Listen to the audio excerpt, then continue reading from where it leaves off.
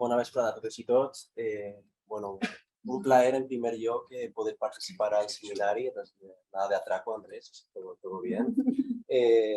Y bueno, sobre todo, decía Elisa que se sentía afortunada. Afortunado me siento yo, ¿no? O sea, por poder estar aquí. Y además recuerdo que cuando participé en este seminario hace ya unos años, cuando terminé la tesis, ¿no? Que al fin y al cabo es algo con el que entablas una relación, ¿no? de amor-odio un poco extraña. Bueno, pensé con mucho mimo y mucho cariño quién iba a hacerme discursar, ¿no? Que en este caso fue la compañera de filosofía Cristina García Pascual, a quien le tengo mucho aprecio y mucho respeto intelectual, ¿no? Así que bueno, te agradezco mucho, ¿no? que me hayas permitido participar en este seminario y discutir sobre algo a lo que entiendo que también tienes cariño, un poco de amor y de odio, ¿no? Pero en todo caso te agradezco mucho, ¿no? La confianza para hablar y debatir de esto y te agradezco además la posibilidad que me has abierto, ¿no? de aprender al leer no solo tu texto, sino la lectura un poco precipitada sobre estas cuestiones, sobre todo sobre feminismo antipuntivista versus otro tipo de feminismo que he leído durante semanas que de verdad que me ha aportado un montón. Así que muchas gracias. Yo voy a centrarme sobre todo en los aspectos que creo que puedo aportar un poquito más, que son los que tienen que ver, ¿no? Con el papel que está asumiendo, ¿no? la víctima en lo que sería la distribución del castigo, así en términos generales, pero también en el ámbito de los delitos sexuales y en la violencia de género, en un marco de referencia claro, que es la deriva punitivista del sistema penal, en términos generales, dentro del marco de un Estado neoliberal en el que nos ubicamos. Una deriva que en el caso de la violencia sexual, la violencia de género, se ampara en una supuesta emergencia feminista, ¿no? Que al final lo que acaba haciendo con estas dinámicas punitivistas es reproducir ciertas lógicas también, en este caso, en las lógicas del castigo del sistema patriarcal, ¿no? Yo creo que es un poco el punto de partida sobre el que construye Elisa su tesis y en el que me gustaría intentar complementar un poco sus aportaciones. De forma previa a entrar en estas cuestiones, sí quería resaltar dos aspectos metodológicos de la propuesta que me han parecido súper interesantes y que además dan mucha coherencia al trabajo. En primer lugar, nos habla Elisa, ¿no? Y yo creo que muy bien de esa errónea identificación, ¿no? De esa naturaleza propia del derecho con los atributos de neutralidad, de objetividad, racionalidad, ¿no? Como que defendemos la propiedad privada porque es así, bueno, no defendemos la propiedad privada porque nos enmarcamos en un sistema concreto. Al final yo creo que no hay nada más ideológico que declararse neutral en una cuestión. O sea, yo creo que esto lo señala muy bien Sisek, ¿no? Cuando habla de que la neutralidad no es más que ideología en su más pura extensión, ¿no? Esa es la primera. Y después hablas del derecho como un dispositivo de control sesgado y estereotipado, efectivamente. Es decir, el derecho no es neutral, ya lo hemos dicho antes, y como cualquier constructo social se encuentra determinado por una serie de variables, una serie de condicionantes de tipo social, de tipo cultural, bueno, vaya, de unos valores hegemónicos que lo impregnan en cada momento histórico, ¿no? Y que al final distribuyen el castigo de una forma determinada.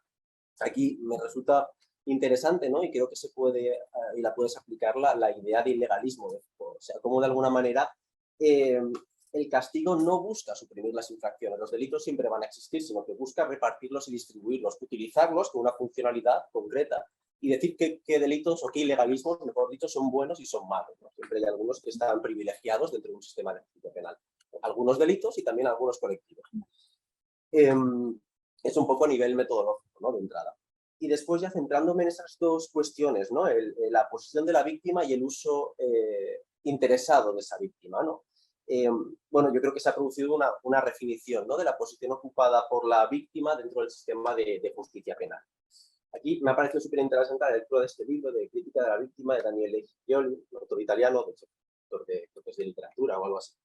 Algo así, ¿no? Lo puedo decir, no os veáis. De literatura comparada en medio, ¿vale?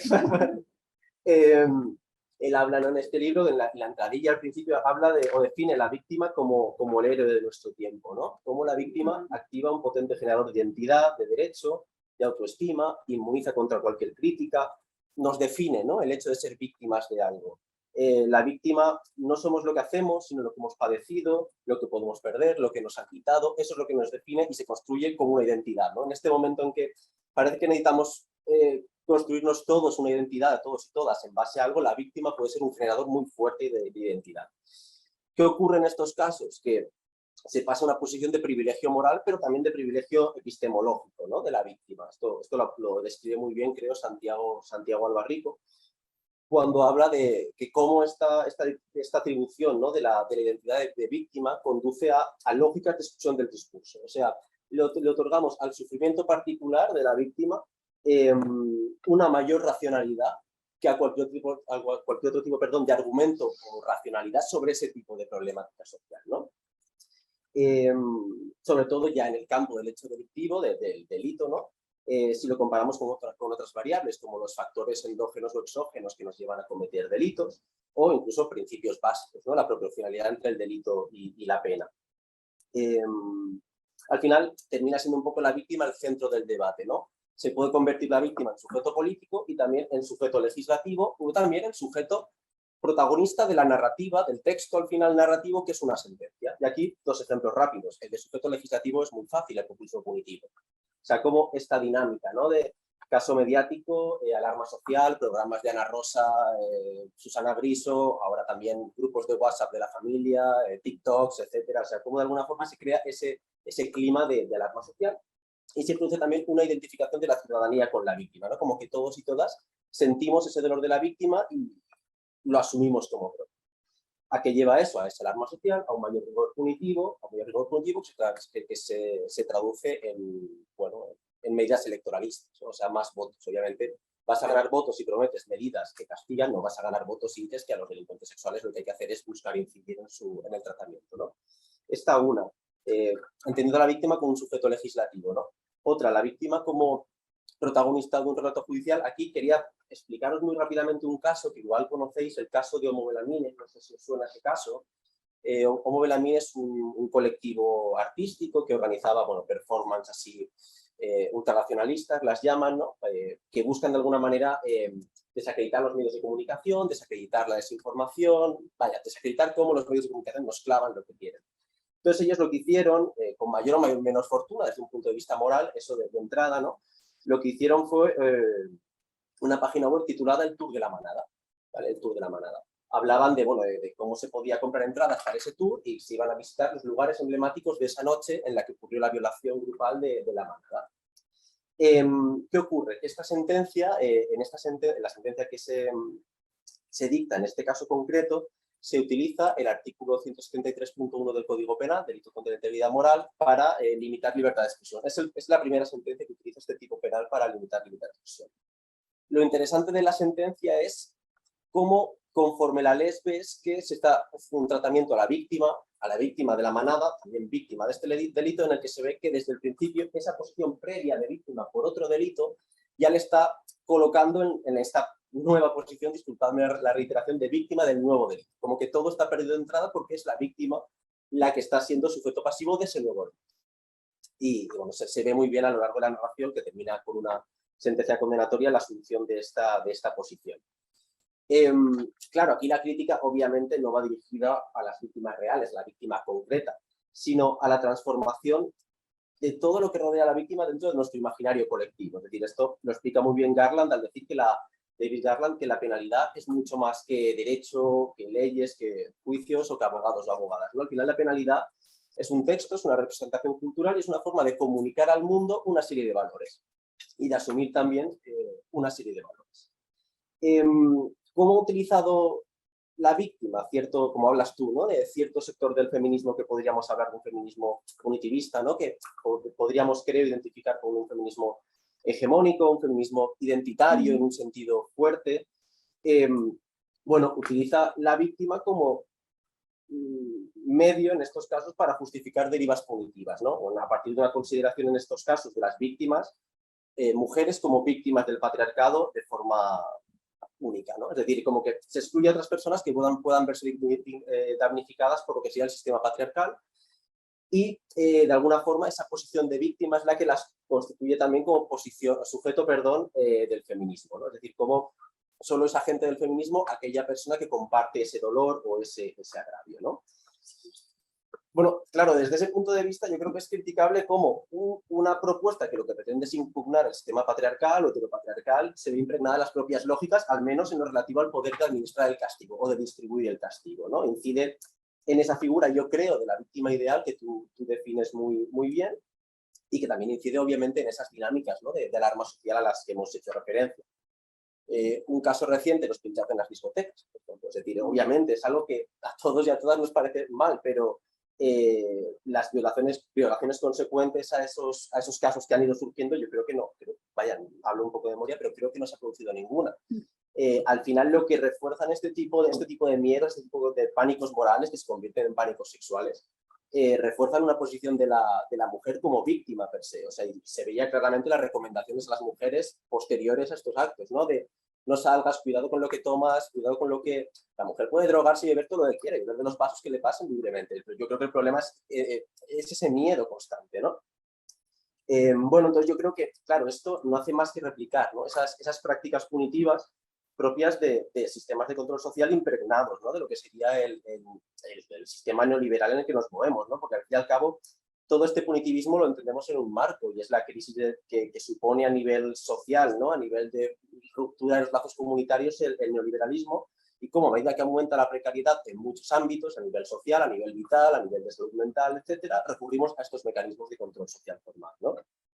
Rasgos básicos de esta deriva punitivista: esta falsa dicotomía entre seguridad y libertad. O sea, tenemos que escoger una y otra, cuando realmente las queremos las dos. O sea, yo quiero vivir en un clima de seguridad, tener una serie de certezas, de saber que puedo adquirir una vivienda en términos dignos, saber que puedo tener un acceso a servicios de salud mental de calidad y públicos para poder vivir en libertad. O sea, no creo que tengamos que escoger entre una y otra, sino que lo queremos todo un poco, ¿no?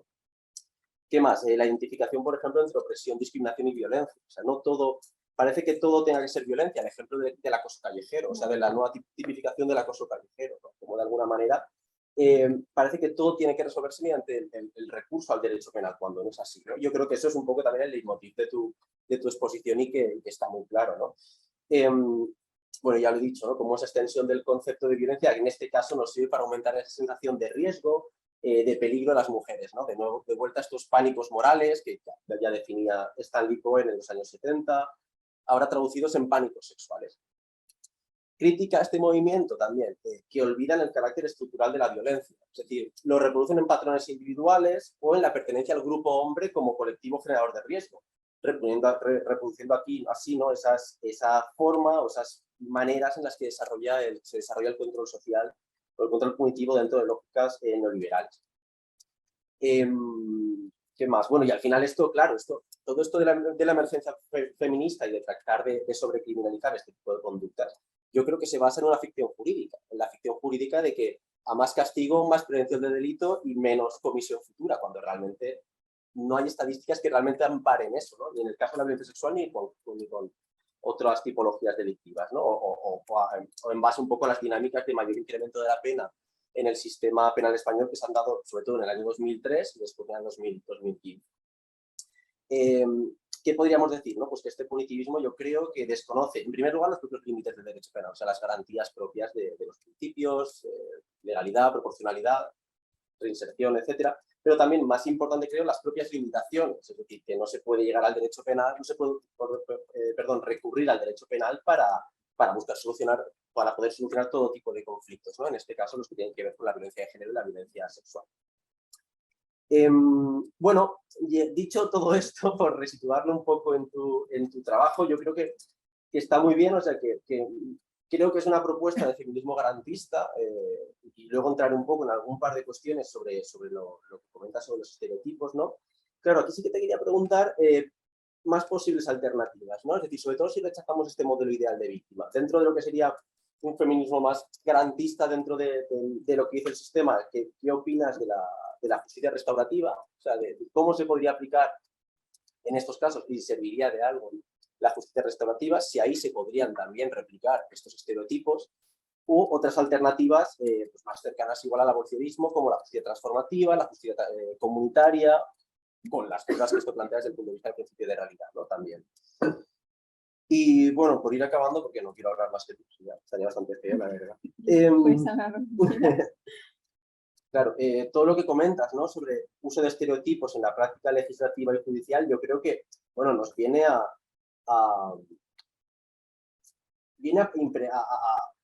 a mostrarnos, ¿no? Cómo de alguna forma toda la práctica jurídica es una definición de subjetividad también, ¿no? Y en esa práctica jurídica se plasman esos prejuicios, vaya, que de alguna forma a nivel social podemos reconocer. Estoy de acuerdo contigo en el punto de partida, o sea, rechazo la idea de juez autómata, o sea, es imposible, o sea, ya lo hemos dicho antes, ¿no? Esa falsa apariencia de neutralidad es ficticia, creo que no tiene más sentido, ¿no? que sigamos reconociendo eso. Sabemos que los jueces tienen ideología, los jueces y las juezas, y que de alguna forma hay que controlarlo en aquellos casos, ¿no? que puedan ser de una... Bueno, luego hablamos del señor este. La revisión empírica, yo la verdad es que no voy a entrar ahí porque simplemente he visto los datos y entiendo que era necesario que la hicieras porque no puedes hablar de estereotipos si no tienes datos, ¿no? Así que no voy a detenerme ahí, luego en el debate si acaso comentamos alguna cosa, pero creo que era necesaria para justificar la existencia de estereotipos, más allá, obviamente, de lo que dice, ¿no? De que hay una cifra negra brutal en el caso de la delincuencia sexual. Y bueno, más o menos tú desarrollas, que lo has desarrollado aquí en la conclusión, tres proposiciones, ¿no? La primera, veo muy importante lo que dices sobre evitar la victimización secundaria, sobre todo pensando en evitar una expansión de lo que puede ser la revictimización, ¿no? Es decir, cómo no nos vamos a centrar solo en aquella víctima concreta que está en ese momento pasando por este matrimonio penal y sufriendo esa victimización secundaria, sino que tiene sentido que lo impugnes, ¿no? Como una responsabilidad del Estado en cierta medida. Sobre la segunda, claro, lo que hablas del recorrido cognitivo del juez o la jueza y cómo lo comparas con la problemática de las black box, lo veo muy lógico, pero y que sea difícil no quiere decir, o novedoso no quiere decir que no haya que hacerlo y repensarlo, ¿eh? Pero no sé si te quedarías solo en la formación psicológica o si realmente estás proponiendo que la forma directamente de redactar las sentencias sea distinta. Es que me ha costado un poco entender cómo plasmaríamos eso, ¿no? O sea, entiendo la base, entiendo tu crítica, y me parece súper razonable, es decir, el proceso cognitivo también puede estar sesgado, igual que puede estar sesgado un algoritmo, ¿no? En función de quién lo programe. Pero, claro, has comentado luego también respecto a la perspectiva de género que se tiene que corroborar que esos cursos han servido de algo. Esta formación psicológica, ¿cómo corroboramos realmente que no se va a dar, ¿no? esa desviación cognitiva producida por estereotipos? Es lo que me parece. No es que me genere dudas, o sea, estoy de acuerdo contigo, pero no sé en qué se plasma eso. O me cuesta, mejor dicho, reconocer cómo se plasmaría eso. Y la tercera, la de la recusación por razón de ideología.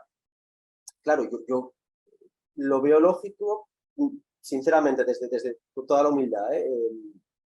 Desconozco cómo funciona la institución de la recusación en muchos casos, pero en este caso concreto, sobre la razón de ideología, yo lo que veo complicado es graduar, objetivar cuando estamos hablando de algo flagrante y cuando, no sé, te ponía antes el ejemplo, ¿no? De los portavoces de jueces y juezas por la democracia. Claro, muchas veces cuando entran a un programa sexta y dan una valoración, es una valoración jurídica, pero se nota que tienen una posición política clara. Entonces yo creo que el problema aquí es establecer esos límites. No estamos hablando solo del que evidentemente está inhabilitado, como tal Manuel Piñar Díaz, no estamos hablando de una ampliación extensiva de esta recusación, porque en esos casos yo creo que sería mucho más, no tanto, más que problemático, difícil. O sea, ¿dónde ponemos el límite, ¿no? para esa recusación? Coincido contigo, o sea, la frase de primero resuelve con el sentido común y luego busca adaptarlo a la ley, es que no hay por dónde cogerlo. Es decir, no hay por dónde cogerlo. Y si realmente lo ha dicho este hombre lo nombraron en julio presidente de la Comisión de Ética Judicial del Consejo General del Poder Judicial. Sale hasta la segunda del Tribunal Supremo, o sea, que es un lugar maravilloso y lo normal es que salga gente así. Pero claro, hay que darle una vuelta, ¿no? A estas cosas, o sea, porque es ofensivo realmente para la inteligencia humana. Y creo que ya está, en verdad, con esta frase lapidaria, creo que me he coronado un poco. Nada, simplemente ha sido un placer, la verdad, compartir la mesa contigo. Creo que lo que decía Andrés, ¿no? Creo que coincidimos en mucho. He intentado aportarte lo que he podido y espero que te pueda servir o que haya estado bien.